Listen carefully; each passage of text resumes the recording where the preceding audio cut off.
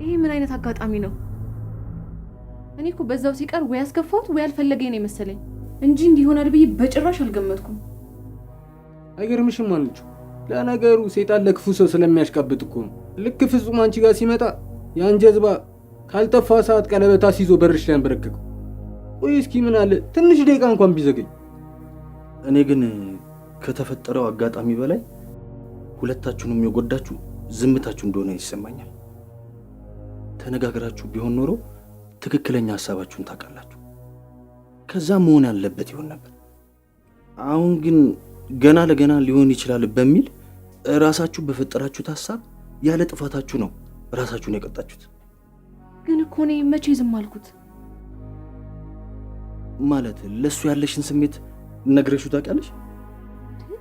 አዎ። እንዴ የምርሽ ነው? ቆይ መቼ ነው የነገርሽው? ከዛሬ ነገ ስሜቴን ተረድቶ አንድ ነገር ይለኛል ብዬ የሴትነት ክብሬን ገፍቼ በጣም ብዙ ቀን ስሜቴን ልገልጽለት ሞክሬ ነበር። እሱ ግን ምንም ምላሽ ሳይሰጠኝ ቀረ።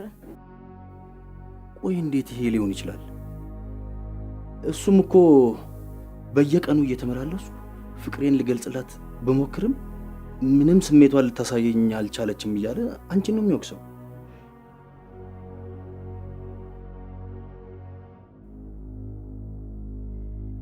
ቆይ እስከ ዛሬ ሲገዛኝ የነበረውን ቆሎ የት ነው የሚያደርገው?